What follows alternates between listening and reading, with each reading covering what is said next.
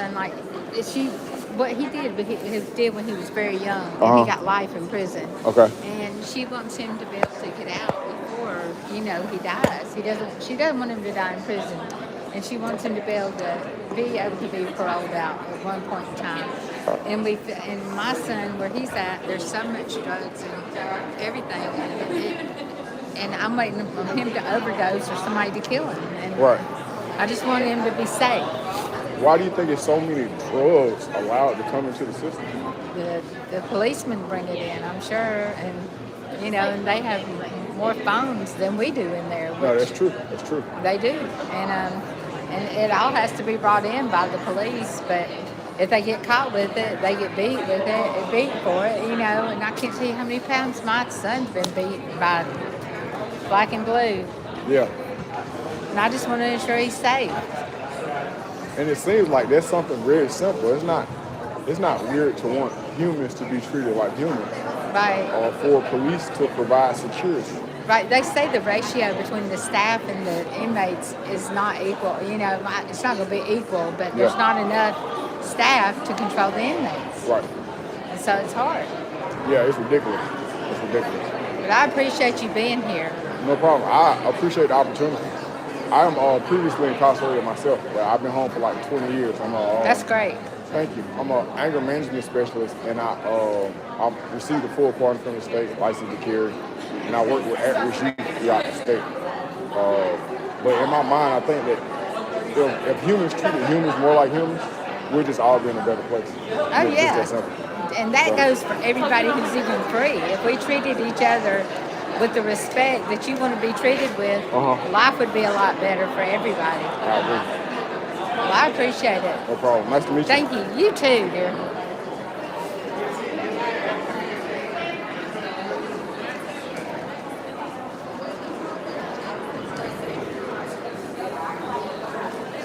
Okay, Tracy, you ready?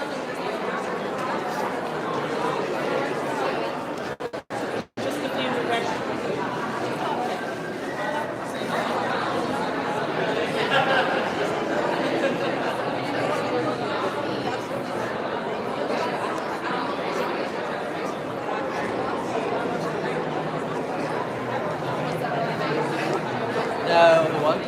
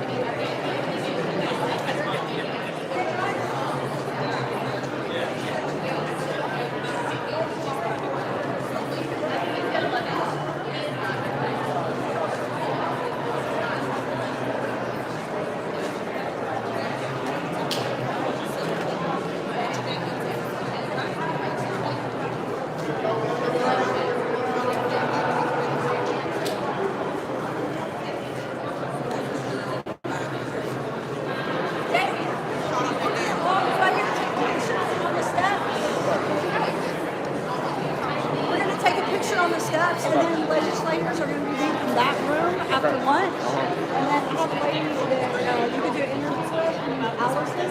Okay. Allison. Thank you so much.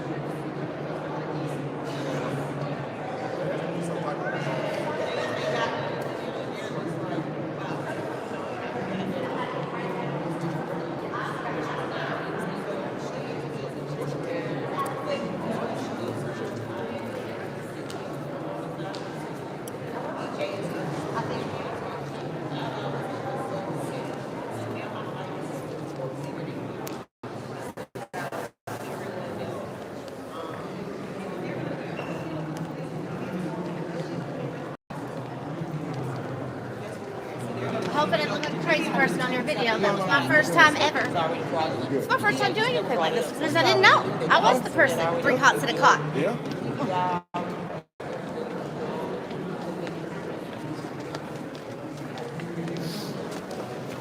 Burn it up.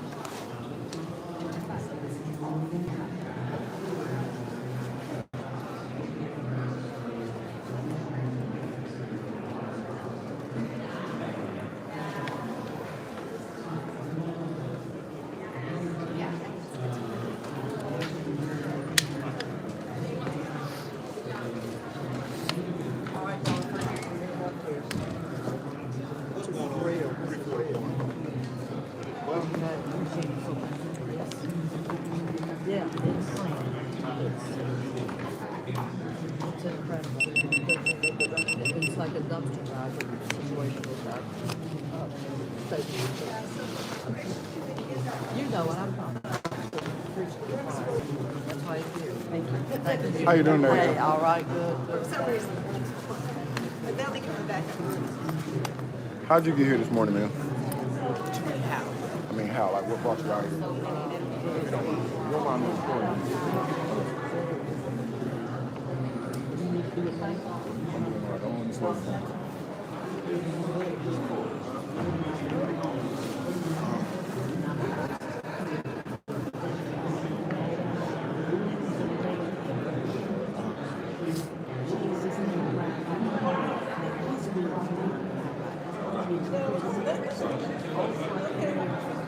Oh, yeah, so.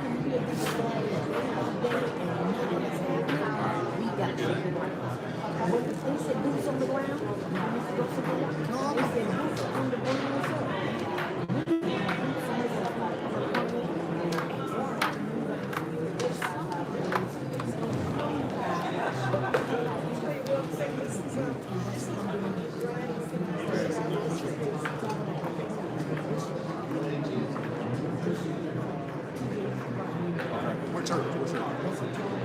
Okay. Okay.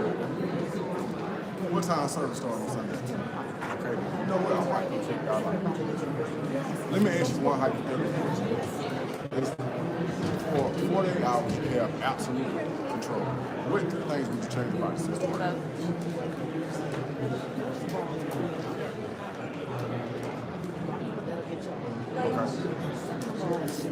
Now, when you say the people in charge, what would you do? Would you switch them out, train, retrain them? What would you do?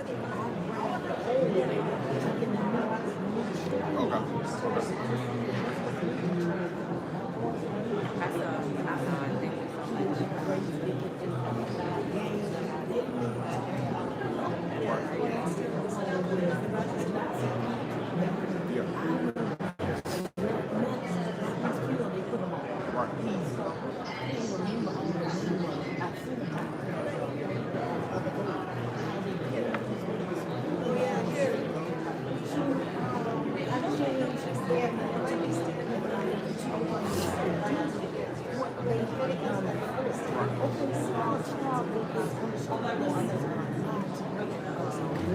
Because of my dad, didn't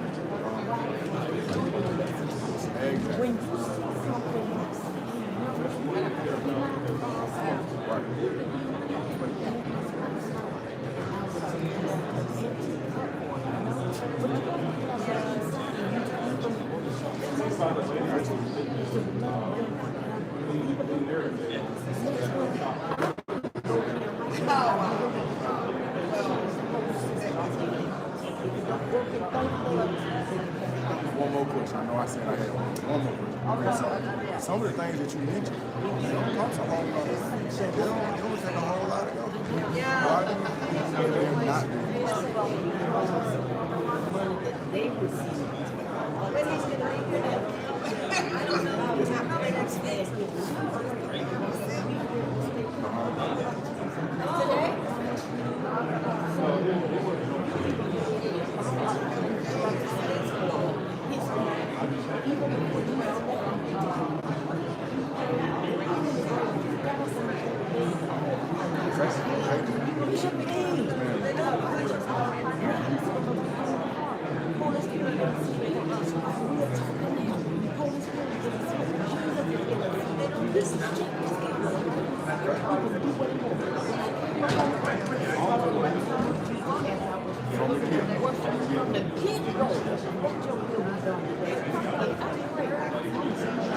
I think we got a great opportunity for that. You know what? Whatever you tell me what to do or not, and I do. You call, you know who Deion Simpson? Yes. Okay, so you call the play like coach call the play, and I'll run the ball like Shador run the ball. So you let me know. Yes, sir. Yes, sir. When you want to do it? You tell me. When they get done, I think you got everybody. This is the young lady. Put the jump game on, you got me sweating. I almost gave you 10%.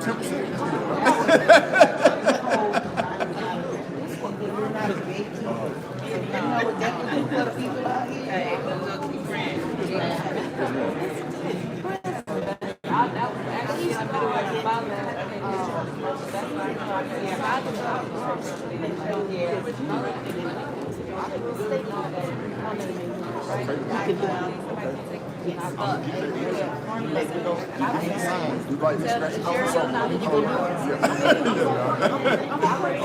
Thank y'all. And I know the number. Oh, yes, ma'am. Let me give you my information. Yes, ma'am. 4 days.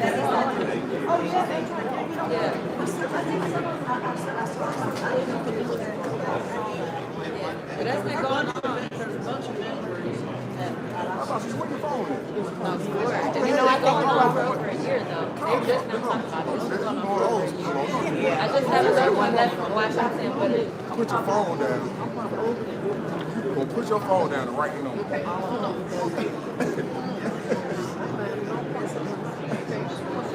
Oh, we should have been here that day.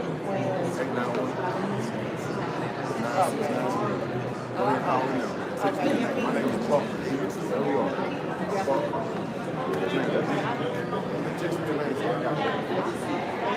Man, thanks so much.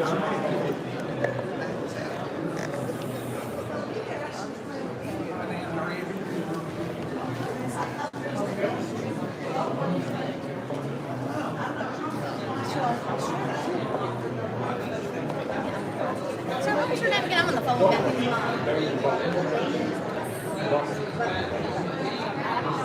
Who's going on?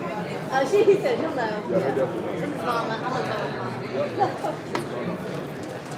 Especially the culinary program. Yeah. Yeah, he do the mural on the wall. Yeah, that's what she literally just said that. I was like, yeah, over that. That's cool.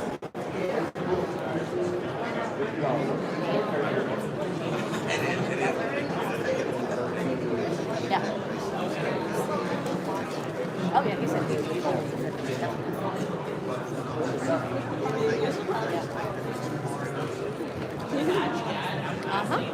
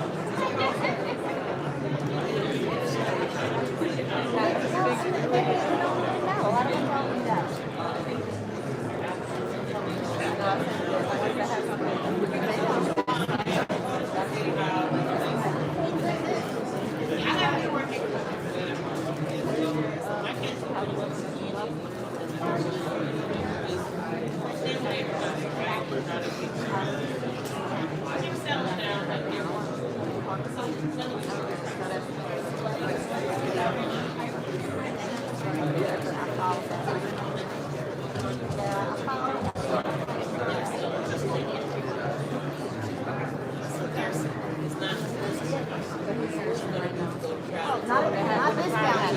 Oh, every time. Every single time. There's a law for that. There are laws for that. Fight hard.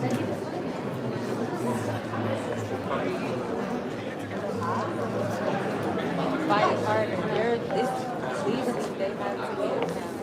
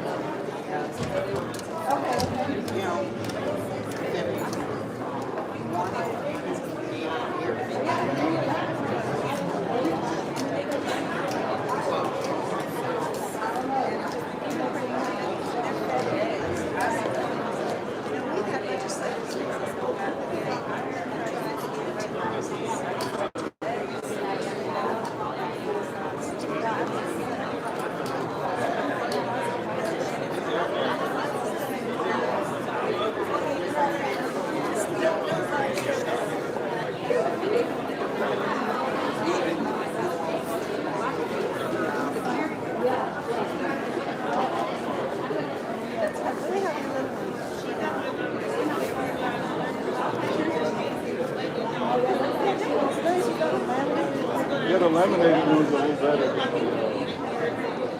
than the paper ones. But we couldn't, like, like when we're speaking outside, we can't do that in here. No, you can't yell at here.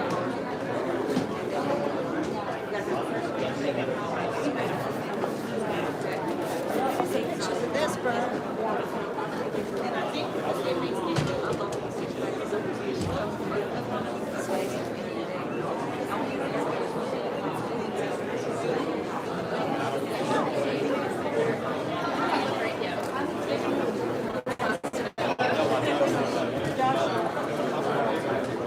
Yeah, I think you met. Right? Are you with one, Grant? Yeah. Where's he at? Oh, okay. I'll call him.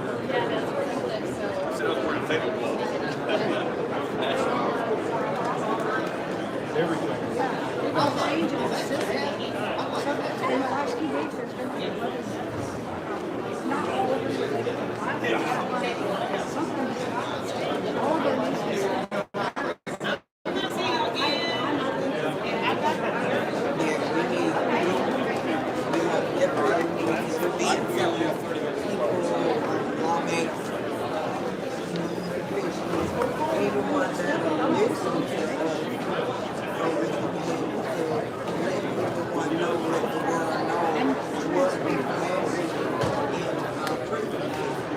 What is happening to our Lord?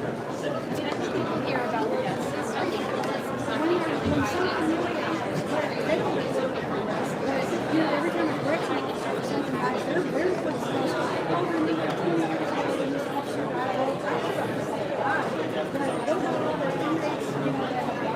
They never get families are needing transparency. Like sometimes they don't contact their family until sometimes you can get things on your own. So things like that should not be allowed. It's like first world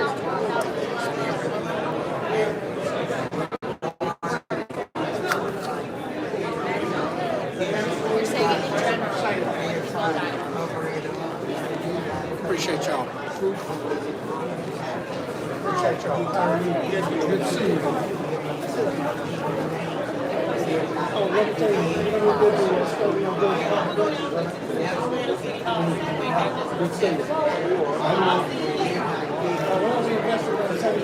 What they need, from Let's try to get love,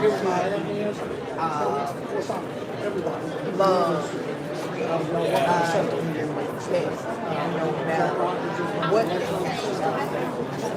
God everybody. Let's get rid of Tyrone Oliver, please.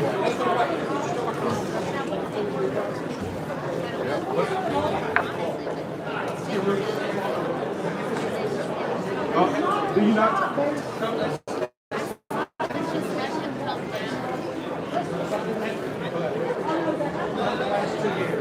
But listen, slow down. Slow down now. Okay, we're talking about homicides, murders, we're talking about cancer, we're talking about, that's all together. He's not being Well, transparent with no family.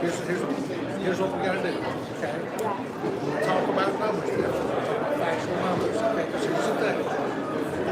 There's a place here in town where I can tell you many, many more deaths occur every day. I understand that, but these guys are in the Department of Corrections. They're supposed to be supervisors. They're supposed to be supervised, they're supposed to be the same level, if not better, healthcare than people outside. And they're not And so, that's the thing, you gotta bring me facts. Because like I said, please, what was your first name? Tiffany, I'm ready. Okay. So the one thing we have to look at is we have to look at numbers, we have to look at these factual cases, walk through it. We cannot allow our emotions to make us get excited and say things that we have to back them up. That's one of the things. So when I did the study committee on Georgia Department of Corrections, I did the study committee, subcommittee, I chaired in on investigation of Fort County Jail. Okay. We have to talk about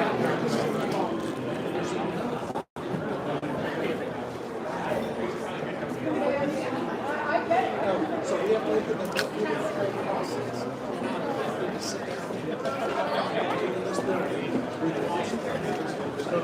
But you said that you're looking at the numbers and facts. No, what I don't look for is I don't look for broad comments. Okay, all right, Broad I comments, understand. my car's not running. Okay, That's it. I need to know what it's doing so we can fix it. So we're here for prison reform. Yeah. We're what is this, the 19th day of the month of January, a new year. You know how many's been found dead and killed in the Georgia Department of Corrections this year? Tell me. 22. Yep. This year. And how many of those are results of what? Violence. A lot of you know them why? are- Okay, you're Well, saying, hold on. let me finish. But You're saying all 22 were violence related? no, not Okay. all 22 is violent. That's what I'm trying to say. Okay, but majority of them were violent deaths. Do you know why the violence take over? Tell me. Because there's no guards. You know why the violence take over? It's because the inmates inside has took advantage Right. and not did anything. So- You know that our governor could call in the National So- Guard And instead it's of being at the overcrowded. border. Okay, so you what know you- what Georgia you- National Guard could be in our prison. Okay, I'm gonna let you ask me your 8 questions. No, I'm and then done. I'll There you answer. go, buddy. Okay, so your recommendation is we're bringing the National Guard? Yes, Georgia National Guard. Well, Correct. that's what I'm saying, Georgia National Guard. Now, your recommendation is Hey, that. man, what's going on, man? Hey, man, no, you so big, man. I am. You know why? I'm Because with you. that No, yes. no, you and I are saying the same thing. Mine just isn't related to that. Mine is related to overall condition. Okay, well, Mine's related to everything. Hey man, hey man, we here. Y'all didn't see him on the live, but he here, live in the flesh, man. Oh man. Maybe it's time to narrow those down. And all savings for that, we can invest into salaries. Because what y'all make of it on time. Because I'm the past president of Georgia Department of Police. We always call for working conditions, better pay, better benefits for the men and women of law enforcement. Georgia Department of Corrections is the largest law enforcement agency in the state of Georgia with over 10,000 employees. Can you pay them enough not to be corrupt? Well, let me tell you that. And how many of them get arrested? You know why a lot of folks How many of them get prosecuted, arrested and prosecuted is totally different. No. How many Every of them is single one of them prosecuted? go to the GBI. See, now this is my thing. How many is Let's prosecuted do and found this. Let's guilty do of a this. charge? Let's do this. I'm trying to have a conversation with you. We'll have No, it. you want to give a sermon. No, I don't Because what I just said, know. let me We ask you just this. want to be heard. Here's what I'm Yeah, asking. we want to be heard. That's why we're here. Yeah, but you're defending You're also DOC like defending everyone else does. wrongdoing. Exactly. We're here for corruption, and you're defending. How many people? No, I'm not. Oh, you're never defending been it. corruption. Yeah, you're defending the Now, corruption. here's what I'm going to tell you. I'm going to say this. I want you to hear me. You're lying. Okay, well, you're lying. No, I'm not, Yeah, brother. We see what goes you on are part behind of the the walls, problem. No, and I everybody's so You concerned are a about part the of the jammers. problem. Then my recommendation. And that's why to you- we're here. My recommendation to you. This is y'all's problem. No, you're This a is problem because here you're because you defending can go- corruption. You can go. I'll never defend corruption. That's what you sat here for 10 minutes and defended the Department of Corrections. How? How? Yeah. Come on. Let's go. How? How? Listen to yourself. No. Open your You ears and listen to me. yourself. You listen to me. You're telling us about This is your problem. No, No, I'm say not. your we're name. not the I'm problem. not defending you. Here's the thing. You're defending How many corruption. arrest officers were arrested last year? No. How many was prosecuted? You didn't ask me. How many was prosecuted? You know, even more than four. Oliver, even Oliver told me at the last commissioner meeting up here in January, he was like, if you've got proof of dirty officers, send it to me. I sent him a video. You know what? His response was absolutely nothing. He told me at that meeting. Is it being investigated? He said, I never heard back from him. He is not transparent Send me about the video. anything. Send me. What was your name again, sir? Like you did say we can make an Randy appointment. Robertson, Oh, awesome. absolutely. I'm Allison. Hey, Allison. You did say that we can make an appointment and sit 100%. down peacefully and have a conversation, and we can bring pictures.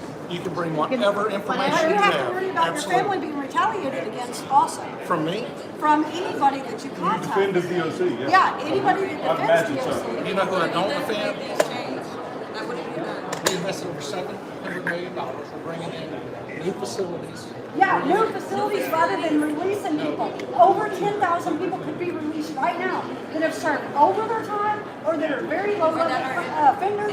They could be released. That would save on the money. Rather than that, you guys Give want me to an build idea more of the charge. facilities. Give me an idea of the charge. A possession of marijuana. Someone was just killed in prison. And all Nobody, charged was nobody possession is, of marijuana. nobody's in the Georgia Department of Corrections. Yes, they are. I have talked to You know them. why? Because the only people incarcerated in the Georgia Department of Corrections has to be a felon. Misdemeanor possession of marijuana is not a If someone felony. sins for 1 year, 1 day, they go to prison. That's right. No, and you know what the maximum sentence on misdemeanor possession of marijuana? The maximum in Georgia? About 6 months. Your question is the max that can you get. Right, that's Have you seen anything offensive Reason take nobody place goes to prison. in regards to people coming out to sign? You've been doing this for a while.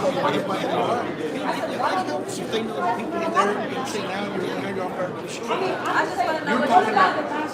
You're talking about criminal justice reform. That's a different conversation.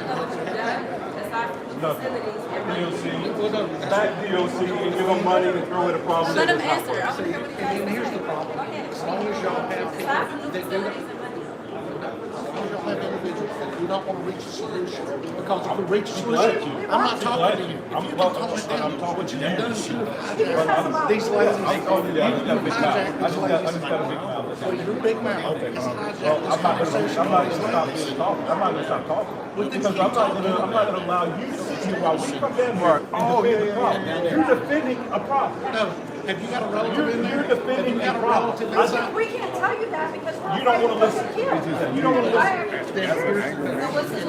It's hard to have. Like, I don't think you can mix fire with fire. You got somebody got the you know what I mean? That's the only thing. When we start marketing each other, I'm not going to separate while you're being a Let me ask you a legitimate question. You don't want to answer. Okay, I'll be quiet. Answer that question.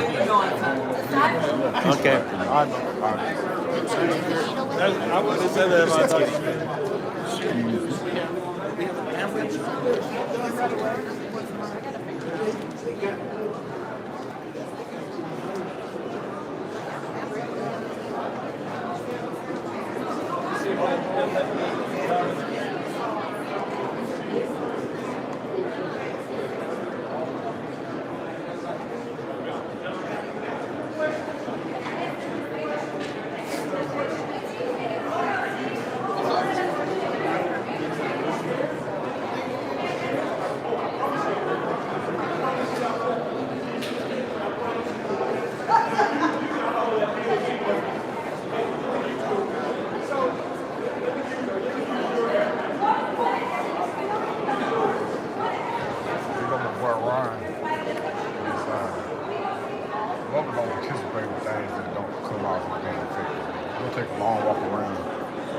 see what's going on. Still gonna keep an eye on it.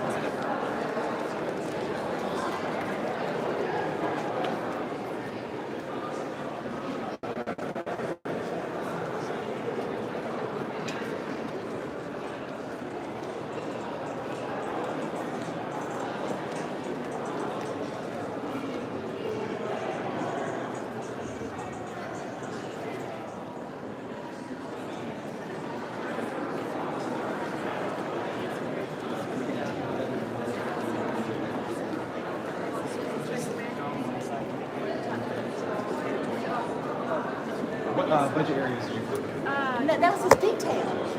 And it just so happened to be with the Department of Justice was coming in and investigating.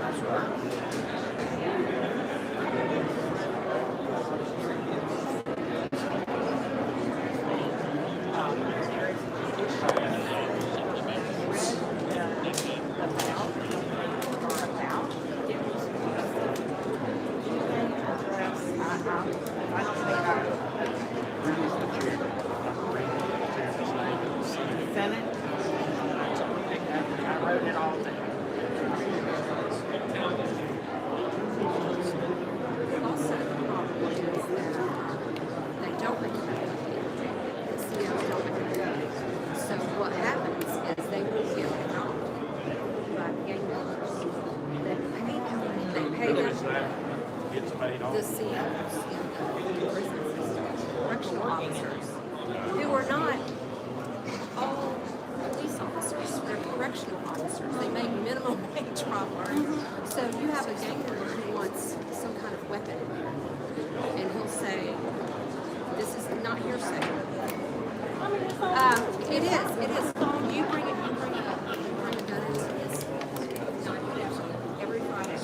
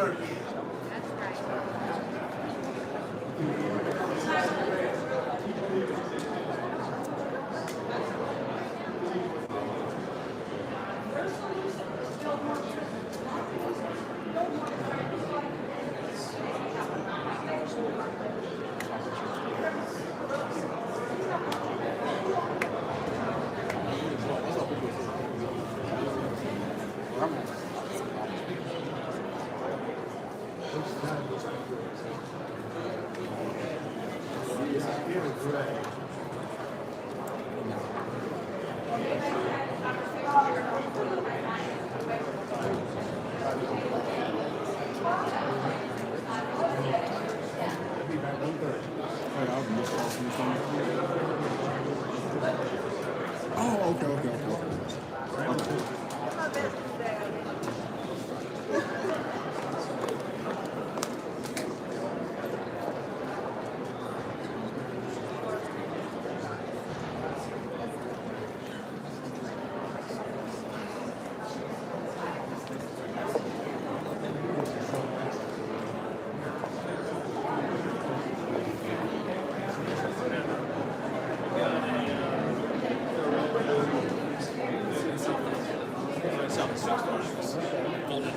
All right, so that's our Atlanta presence. Because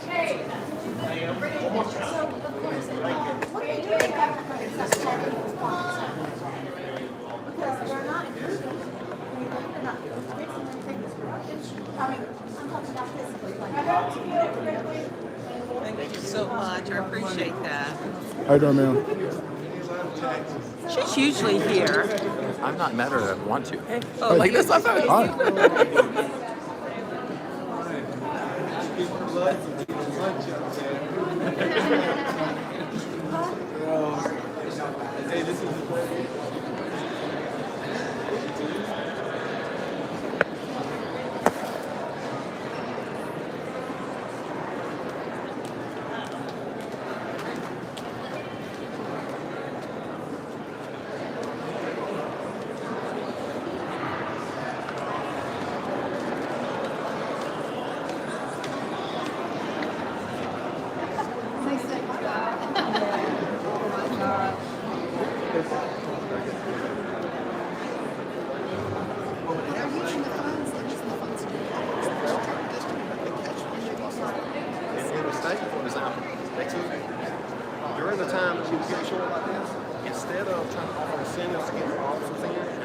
especially trying to attract male candidates that we need to prison like secure. Instead of doing that, we got all new blocks, which we didn't need. We had almost brand new blocks anyway. New tasers, new equipment, all this stuff with no officers. So what we end up with, we got a whole bunch of expensive equipment with no officers. Yes, we got no officers to use it. And that's because they're funneling money into those companies, like Axon, like the pharmaceutical companies that they got the contracts with for the. Contracts for television. Yes, and that's the thing with the jail, because they release them out from the ankle market. And it's statewide, it really is. I'm sorry for y'all that I'm assuming y'all are from. Y'all have people in jail. Yeah, it's we're here for Fight in Tulsa County. We're going to be here for election integrity press conference too. That's what we're here for. But I did see somebody downstairs. This is here for this purpose. So is that y'all feel like That's right. try to bridge legislation? Do you have a bill that you Oh, there ain't nobody gonna push for no bill. Just pushing the top. There ain't no. You can find out while you're here. Go to their office and tell them. Because you know what? Oh, okay. They don't know. Down there. What they doing? You can't complain too much about the shoulder, you know.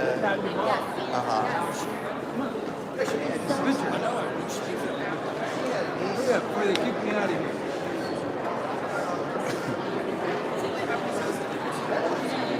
I don't have any of them. So a lot of people They said, you need the driver to pay the hotel. I have decided the game. We had a really strong. So, we had a good time there. We've got videos all around with these inmates tied up and stuff like that. So how is that not slavery? If we just allow them to do that, then that's not only 8th Amendment, that's 13th Amendment, and we've got other things that's going on. So this is a constitutional crisis as far as I'm concerned. Yes. And they know it. They're not doing nothing. Remember that guy Chris who had that TV show? Yeah. Do you remember that show? I'm from Atlanta. Yeah. So remember, he and his wife were in jail, and he said when he came out, he was going to start reporting about stuff that happened inside the jails, and he was going to speak for all the men in his area that were incarcerated. So I wonder if you get in touch with somebody like that, and somebody who's got a lot of notoriety, has got a big voice, and maybe get a lawyer and a senator somebody to draw up some legislation. We need a bill. We need something to happen in our state. Yes, we do. I'm gonna try what I can. What's your As far name? as them, I don't know. Tyler, Lyles. Nice to meet y'all. Thank y'all for coming out. I hope y'all's situation gets better. I was going to say, it's a gentleman over there that black baseball cap and the backpack. He has a lot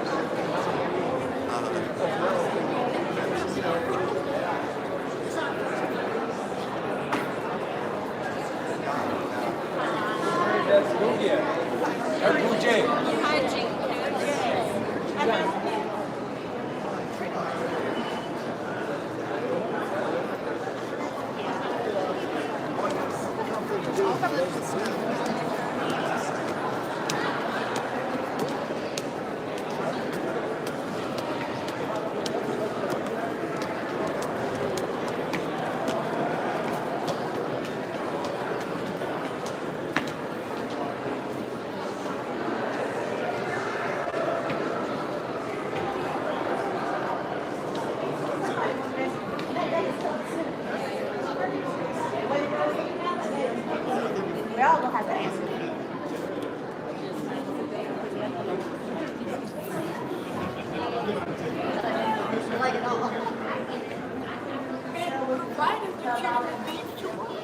People are in there for years and years and they have no ability to work. We have people right now who are engineers in that facility. I love them included. These people can share their income with the state, work online, and be earning money for the state and for their families and for the rest of the How long is your life? He's sentenced for life without 70. And his crime he was afraid of the crime that didn't happen. And this is another thing. When we have innocent people,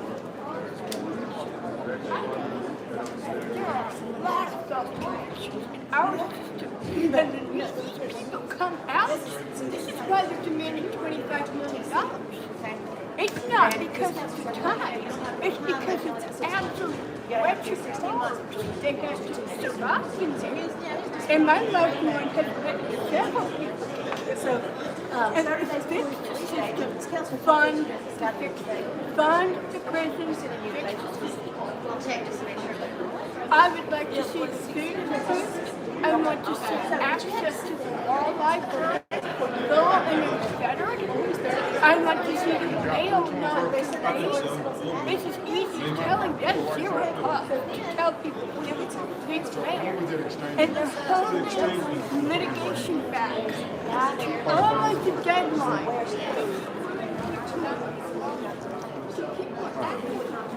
What was that exchange about? So the exchange was about why we're here. And we're here because we're trying to bring awareness and educate about our prison system. And unfortunately, we have some elected officials that just believe what they're told by people that's a part of the problem. So, he didn't want to listen, to us. He wanted to go by what he's already been told. Right. So, the exchange was about, listening to others and getting both sides of the story, and then you make your decision off of that. Okay. Well, his mind was set on one side of the story. Right. So that's what this exchange is about. Okay. Let me ask you this. I'm not gonna keep you long. And this is just a hypothetical. Let's just say for a certain amount of time you've got absolute control over the system. What 3 things would you change about the system? Well, you have to classify people correctly. And you have to deal with your gang problem that you have going on. How would you deal with it? A lot of people say you segregate the gangs by a different set. I don't know if that's legal. I don't know if that's. I don't know what that entails, how that looks. Right. But I've heard that. And then you got to clean up the corruption. You got a bunch of corruption. From the top down. How do you do that? You have to. Well, first, at these facilities, you have to have right leadership in place to, want to correct what's going on. So you can't just put anybody in charge. You have to put people that actually want to. So you go into these prisons, you clean them up, and it starts at the top. Wardens, deputy wardens, people that actually want to straighten the prison. The things that you mentioned seem fairly simple. They're not real complex at all. No. Why aren't they doing these things? I think it's a system that is more concerned about I scratch your back, you scratch my back, instead of getting to the root cause and bringing people in that's not a part of the system. Right. And I don't think they're interested in bringing someone in that may have different ideals than they have. If the system continues to go in the route that it's going in, will they eventually wake up, or will it just be lives lost, unnecessary lives lost? At this point, I don't know. I really don't. I don't see any willingness to fix anything, to change anything that they have going on at this point. I really don't. Right. All right, man. I appreciate your time, brother. Yep, And I appreciate definitely. Fighting for the cause. Oh, yeah. Okay.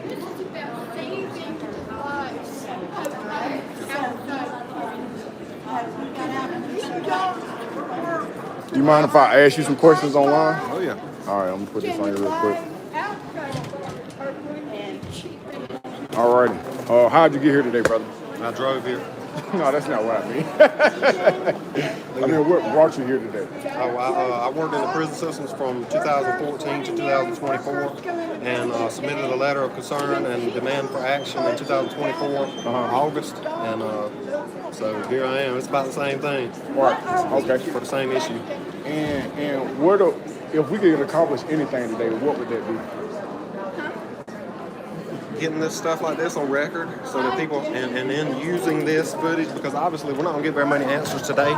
Most of these spineless cowards in suits look down at the floor when you come up to them with a sign. When you come up to them, you don't even have to say anything to them. You just show them the sign, they look at the floor. Okay, so we're not going to probably get answers out of them today, but we can use video like this and questions that these other people ask and these signs, and we can use this to go and ask for answers, send comments on social media, send letters, call to the state representatives and say, hey, look, these people are saying that y'all have bad things going on in the prisons and nobody's doing anything about it.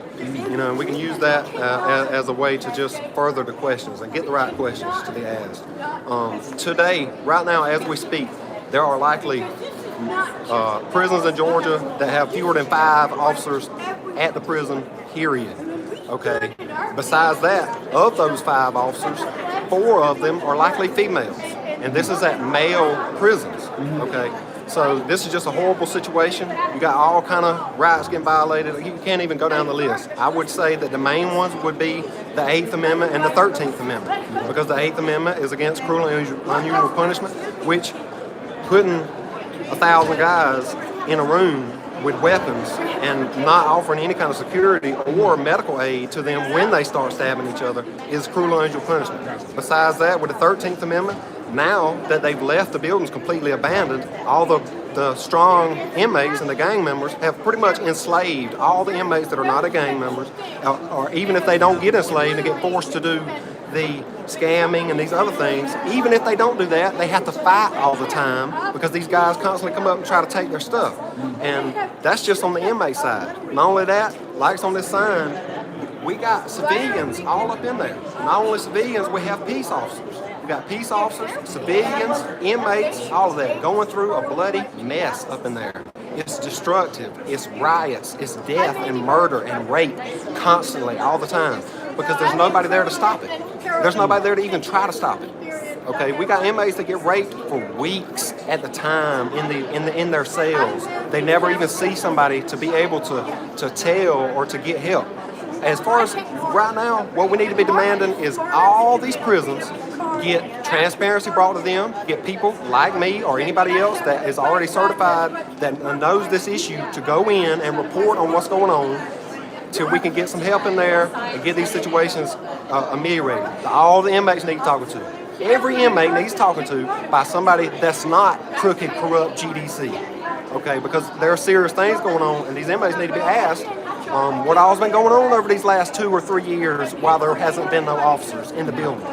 Okay, because I would imagine that a lot of these inmates have got some stories to tell, and they need to be told. And so do these officers have stories to tell, and these nurses and counselors and chaplains and everybody else that's involved in this crazy stuff. Our prisons in Georgia are worse than third world prisons. Okay, the gangs have complete control. Violence is so common that anybody involved, that's inmates and officers and staff, become numb to violence. Okay, I can see somebody stabbed all up. It don't affect me. I done seen hundreds of people stabbed up. Okay, because that's the situation that we were in inside those prisons. Okay, I stayed as long as I could until I seen where something major has to be done, more than just a few people that care like myself. There has to be a large force brought into the prisons in order to fix this. Until it's fixed, we're going to continue to have death and violence in the prisons because there's nobody in there to offer security. Okay, and this is coming from the inmates' family members. This is coming from your ex-staff. This is coming from inmates that are currently incarcerated. Inmates that have gotten out recently, going on podcasts and everything. I mean, look, the information is out there, y'all. Our prisons are totally insane. They need help sent to them. All these people up here in this state capitol, like I say, the ones wearing suits, they look at the floor when you come up to them. Okay, the only people that I've been speaking to that come up and speak to me are other protesters. Okay, nobody from our government, except a Georgia State Patrol that came up. He also worked in the prisons, so that's probably why he had a lot of sympathy for the cause. One question for you, and this is just a hypothetical. You could have absolute power, and you could change 3 things about the system. What would those 3 things be? Absolute power, 3 things to change. 80% male officers are better at male prisons. Number 1. And also within that will be filling all priority one posts, which is supposed to be done anyway. Say that one, the second one time. Manning all priority one posts. Okay. Like buildings, control rooms, they by policy and by law, they're supposed to be manned 24/7. But they're not right now because they have the 3 officers in there. You know, so they're not manned. That would be number one. Make sure we have the correct staff there and enough of them. Number 2 would be running programs for the inmates to be able to do something. Even if it's at prison, because that's a problem that we run into at these level 5 prisons where these guys are close security and they're not really supposed to be getting out of the prison. So when you have a situation like that, that's when things like Jumar, Tyleen, church services, visitation, yard calls, games, all these things come into major play at these prisons where the inmates can't get out anyway. Okay, so heavily amplify those, and that don't mean do anything past what we're supposed to do. We're supposed to be giving them all that right now, but we're not because there's nobody in there. So that needs done as number 2. Number 3 would be to find out how we can recruit the best people for these specific positions that you really need specialized people for.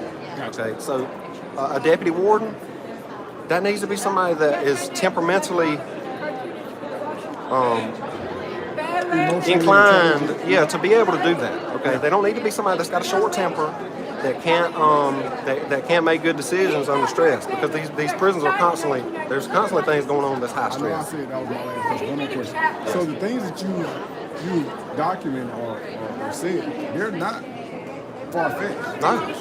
Why do you think that they're not doing these things? I honestly, I haven't got a good answer.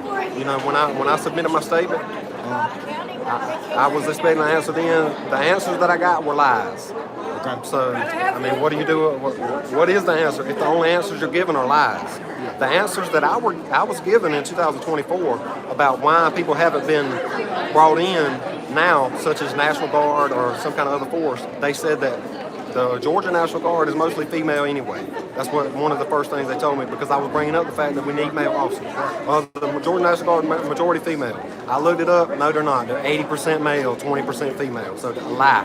Besides that, he was saying that it takes too long to train officers to be able to do this. Okay, I am a post-certified instructor. I can teach somebody BCOT. It don't take but 6 weeks. So 6 weeks. From August the 1st, 2024, this whole issue could have been fixed, because we can do a basic training program and train National Guardsmen or law enforcement officers, whoever, how to be a correctional officer. And all you really need is a small number of people that can lead those people to go in. So at each prison, you're going to need somebody that knows the issue, knows what to do, that's passionate about it, and enough people behind them to where they can say, hey, let's do this, run this today. At this time, we're running a yard call for C building. At this time, you need somebody in there to do all that. They have people like that at some of these prisons, but at some of these prisons, y'all, there is no good staff left hardly. And when I say that, I don't mean like there's nobody there and all people there are bad. What I mean that there's nobody there that has been doing it 20 years correctly, okay, or even 10, or even 3, because over the last, if they came in within the last 5 or 6 years, they have no clue what it even looks like to run a prison correctly. All they know how to do is watch violence take place, essentially, because that's pretty much all they've been doing for the last 5 or 6 years, is just documenting the violence that happens. So why they're not doing it, the reasons they give are lies. So there probably is a good reason, being as they're lying about it. But how to get honest answers out of some people is just, it's up to them whether they want to answer honestly or not. I know that something could be done, and like I say, it could have been done very quickly, and it hasn't been done, even to this point. So they don't plan on doing anything, evidently. So that's where people come in, we demand change, and we speak our mind. We get one more. If people want to hear more about the experience, your insight, you being on the inside and seeing it firsthand, where can they find you on social media? Okay, we got a TikTok account, Expose GDC Officer Edition, and then I have a personal YouTube that I'm thinking about changing the name of, so I can get it like a better name. But as for right now, it's Chase Ryal, ChaseRyal. dash C7P. That's my YouTube channel. I have a few videos on there. You can go to Mr. Butler's channel here. I've done several interviews with him. And besides that, also Facebook, Tyler Riles. That's my name, Tyler Riles, R-Y-A-L-S. And then also on Twitter, Tyler Riles X. Or on X, Tyler Riles X. So they can find there. Thank you. Good seeing you. Likewise. Let me get that mic. I'm seeing some horrific things. Sure. So I need you to work on that.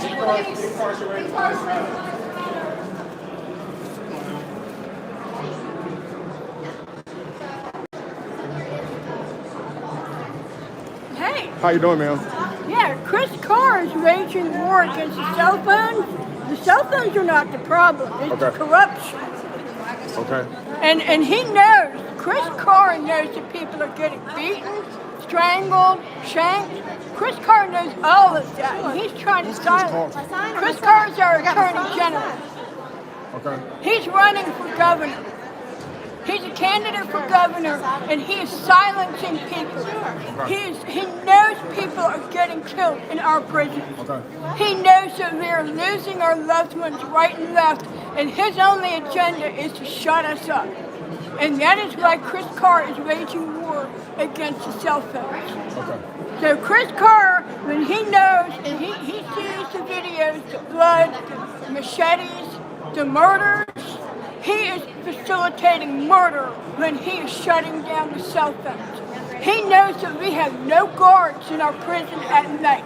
He knows that people are dying from heart attacks, from illnesses, inside bars at night. No guards are available to help. And Chris Carr, his war on the cell phone is what is going to kill people. His war on the cell phone is not a war against crime. It's silencing people. Okay. It's shutting the people up so they can't survive, so they can't seek accountability. Right. And he doesn't want people to survive through prison sentences. He doesn't care. Let me ask you a question. If you had absolute control over the system, what 3 things would you change about the system? Right now, 3 things. Right now, it's a $0 fix. Okay. Is get people into the law library and medical. They are blocking law library access. They are blocking medical access. Okay. They're doing it constructively. They're doing it maliciously. That one change is a $0 fix. Segregate the gangs is a $0 fix. Literally, it does not cost anything infrastructure-wise to separate the gangs. And that is the cheapest fix that will stop a lot of the murders. Yeah. And number 3, fund the guard's salary. When people are paid enough, they won't be corrupt. Right. Okay, so the things that you mentioned are fairly simple. Why do you think that it's not getting done? Because they have egos the size of Texas. I mean, let's get real. These people don't want to solve the problem. They don't want to be accountable to the public. Okay. It's all about being the cockroach that stays hidden, and they stay away from the light, and they don't fix anything. I know I said one more question. I got one more. So we have an election. Is the election the governor election this year? Yes. So do you think that the governors, those people running for office, are going to try to come out and be tough on crime? Will they address the real issues, or will they just talk over it? Well, it's not a sexy issue. I'll be frank with you. Okay. Prison reform has an ugly image in people's head. Okay. It's not a mainstream issue. Okay. It's not the biggest issue. So they want to go bang for buck. And they're afraid of looking soft on crime. Okay. And the reality is actually being forward-thinking and giving people a reason not to slaughter people when they get out of prison. Right. The reason why GSP is getting in chases, cops are being killed, victims are being killed when they could be left alive, it's because people don't want to die when they know they're going to go back into prison. And the other thing that is not a $0 fix is money coming in the door. It's virtual employment.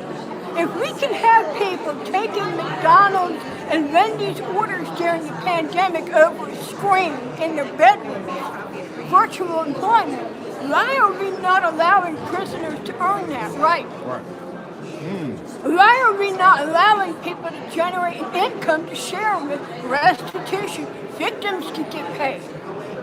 But instead, people are getting killed. Lives are worth money. Why are we not getting smart and generating money? Yeah. If we can work online, you know how many engineers are in prison? You know how many software developers are behind bars? Quite a few. And we are not allowing these people to earn an income for victims, the state, and the families.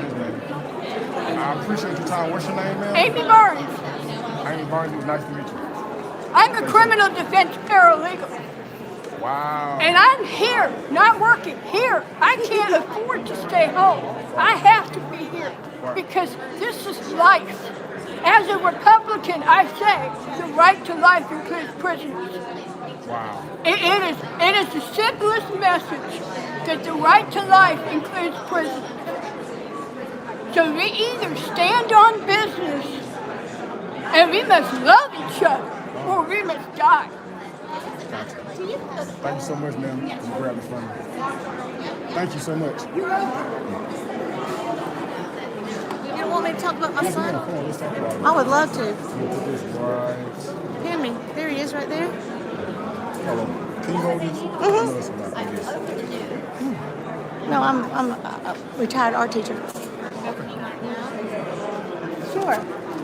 I'm just going to borrow this real quick. Hold on. I'm just going to write something on here. Okay. Because, see, I think that, well, it looks good when you are, like, you know.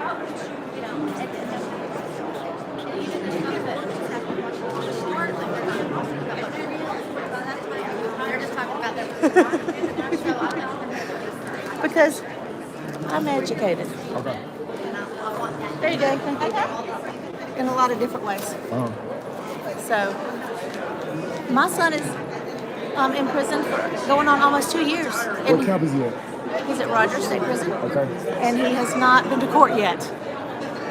He has not been found guilty of anything. I'm gonna get out of the way of the steps so we don't stop anything. However, he is incarcerated.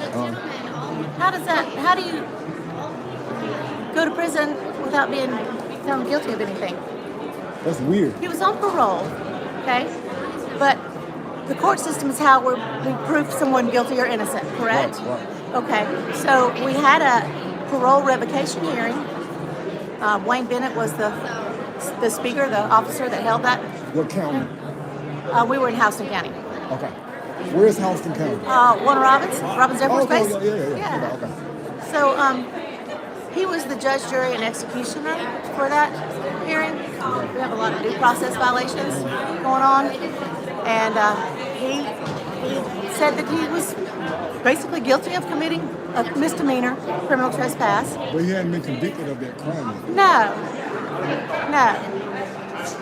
So he was sent to Rogers State Prison. And he was sent to Jackson, it's interesting, 4 days before his court date. They couldn't wait 4 days? Wonder why? So did he make it to court? No. Because, the solicitor's office told me that, 10 to 14 days they have to have the paperwork in to have them transported. So, they didn't have time to put the paperwork in to have him transported back. However, one of the jailers said, we've had people go to Jackson and come back the very next day for court. So, I guess it's all about who you know or what they want to do with you, really. Let me ask you this. Now I'm asking everybody this same question. Okay. If you had absolute power, what 3 things would you change about the system right now? About the prison system? Yeah. Well, Not just prison, but the judicial system and Lord have mercy. Oh yeah, I pray a lot. No. Well, I know right now I'm really focused on, the judicial system, but we need to get back to the Constitution. That is what our founding fathers put in place for us. That's the foundation of our system. And it works if you work it the way it was meant to be. okay. But people are not doing that. I had an attorney that I hired tell me that she didn't want to file a motion to compel evidence because she didn't want to piss off the solicitor. No, that's not you don't have to worry about that, okay? But you're making me a little angry, so, you're fired. Right. But this is a process, and we have to work the process to get to the truth. Right. And that's what it's all about, is getting to the truth. And it's not about, putting people in positions that they aren't supposed to be in as far as prison-wise. Look at the case with SMU, Special Management Unit, up there. Okay, so how many times have they been called out, all that administration and everything, because that place is awful. My son had detail there. He can tell you what it's like on the inside. Right. For a while, until they shipped him to Ware State Prison in the hole so he would keep his mouth shut. Ware State Prison is not a good place. No, he was a medium security, nonviolent. So he's been to 3 level 5 prisons for nothing. He never, yeah. So that's how just this system is. It's not just. It's for these people. I see these silhouettes. Not above the law. Okay, so I recognize the governor. Who are the other 2 guys? This is Tyrone Oliver. He's head of the Department of Corrections. Okay, the commissioner? Okay. And then there's Mr. Herring, who is head of the parole, pardons and parole. Okay. Not above the law. So, a lot of people, when these guys are in these prisons and they're starving to death, I was told that the officer who runs the kitchen, when she comes in under budget, that she gets a bonus. So she's taking the food to feed 100 and feeding 200 with it, and she's going to get a little bonus while they're starving or having to pay 300% markup on some ramen noodles. We pay for the housing of these inmates. Us as taxpayers, we pay for the housing and security. And as the parents, we're sending money too on their books because they're My starving. son is incarcerated. Thank you so much. Yes, thank you. He's been targeted. He's You been mind if I put this on victimized. you? No, sir. Don't put it on you? You can. Oh, okay, I'm sorry. What's your name, ma'am? My name is Chevany Arnold. Yes, ma'am. Thank you so much. Just think, I'm sorry, I didn't mean to what you're doing. It's just that it starts with the bottom of the foundation of the United States Constitution, and everything else works out. My name is Chevany Arnold, and my son Cornelius Arnold. He's currently being held at Keep dropping this $1 bill. I don't know, maybe keep picking it up all day long. Good luck. I hope it does turn out in our favor. Okay, your son's name is, what's your son? It's Cornelius Arnold, and he's currently being held at Hancock State Prison. Okay. They got an active gang war going on at Hancock State Is it? Prison. Well, I don't want to say active. Everybody's on lockdown right now, if I'm not Because I know mistaken. he's actually in the hole, and I wouldn't know the information. And I'm one that's opposed to the telephones because a lot of these inmates, they victimize the prisoners and stuff like that for clout. Right. For social media, for the hype and everything like that. Right. They need to understand that these are children that belong to people that really love them, Right. that care for them, they want them to come home rehabilitated, reformed, Alive. alive. Amen. We supposed to be having celebrations, not having memorials and repasses for our children. They're only there to serve their time for the crimes and everything that they've committed.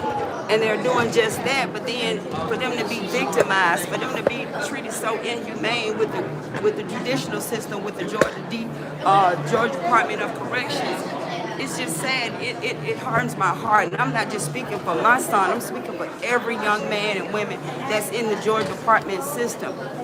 We care for these children out here. We have their best interests at heart. That's why we're down here advocating. That's why we're down here protesting on their behalf.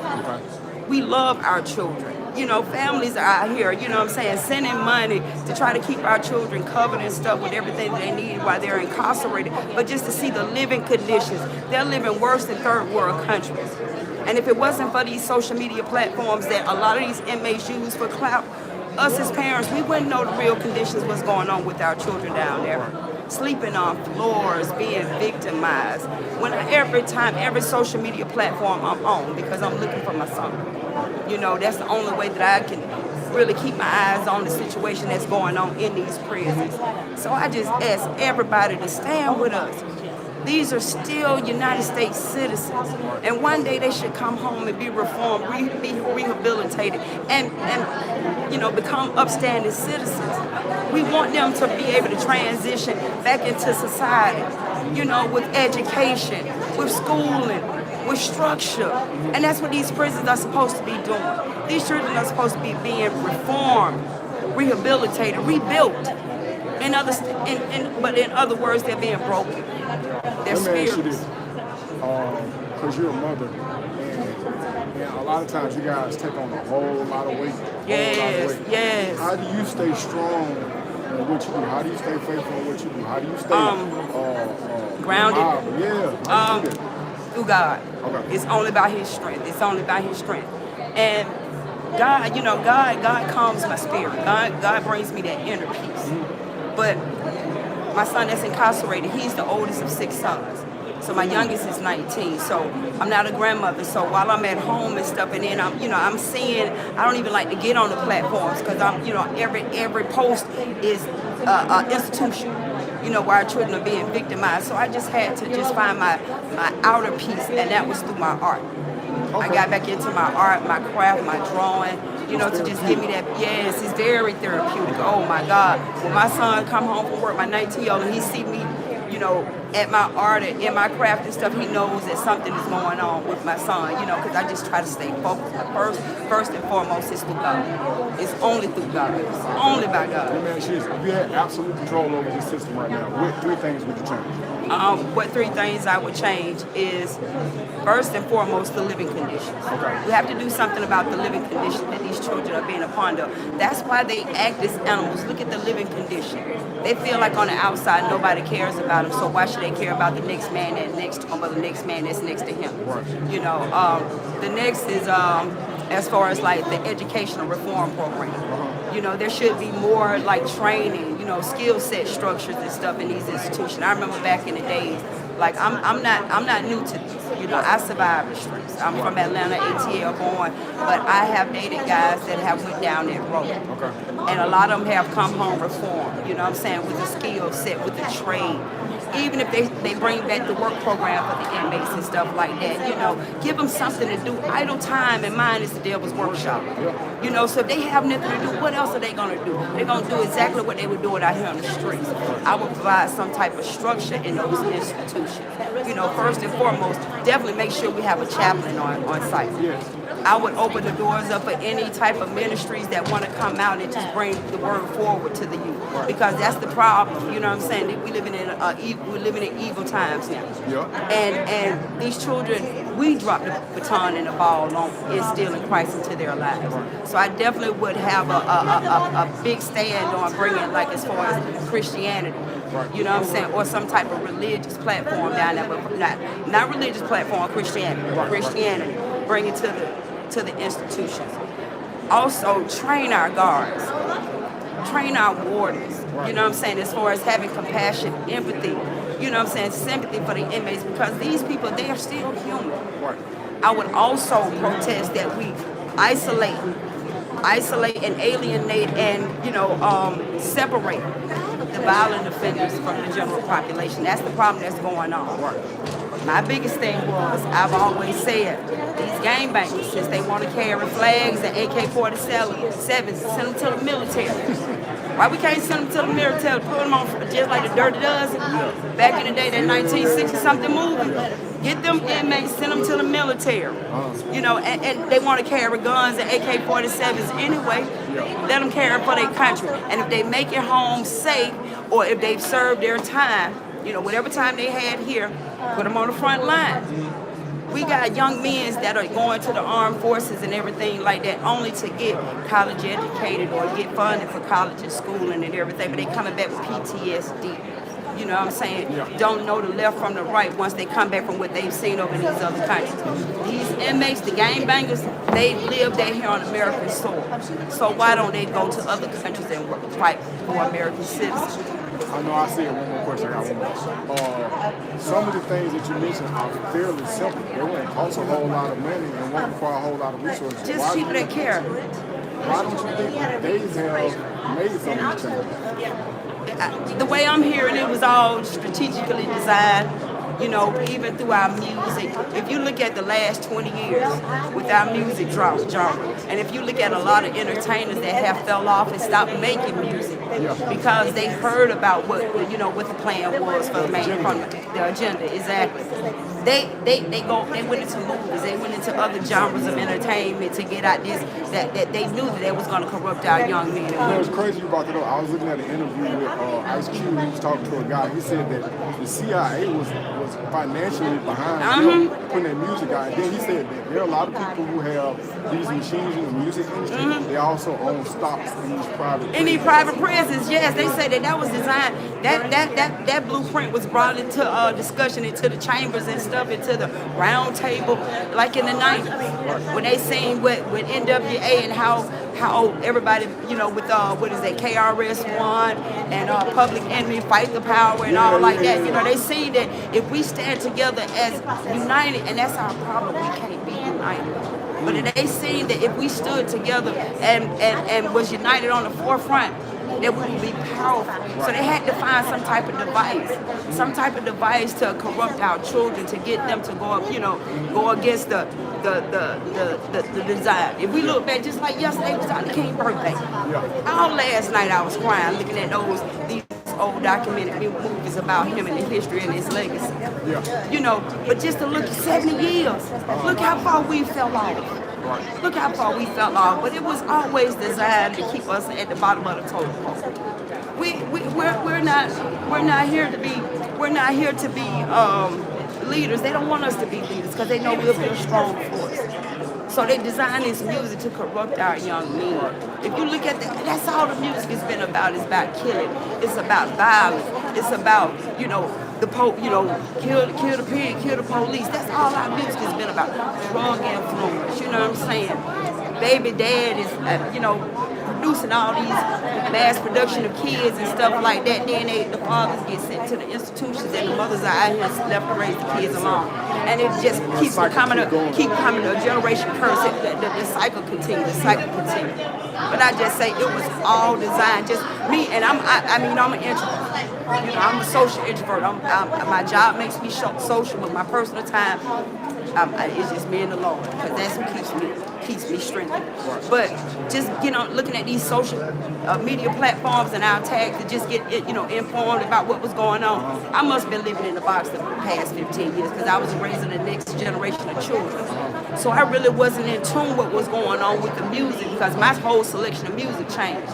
It went from hip hop and R&B to inspirational. So I didn't know what was going on. I was blind to it. But I stand here today on behalf of every inmate in this Georgia Directional Correction Facility. Department of Correction.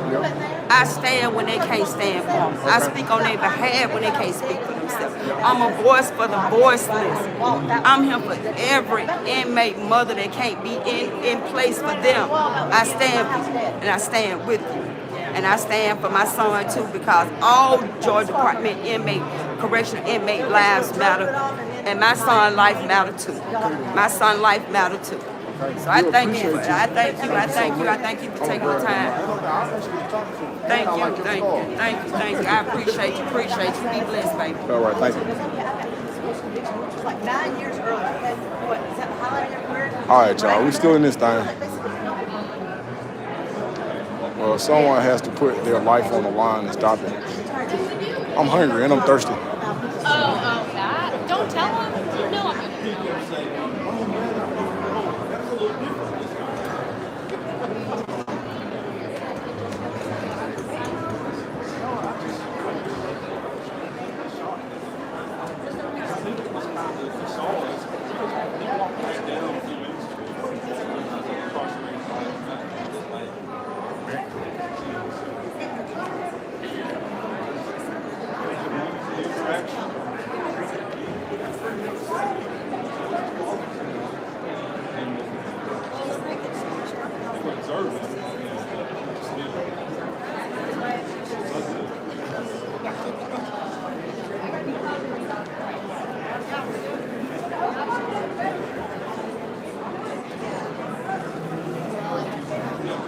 I'm gonna log off from there, y'all.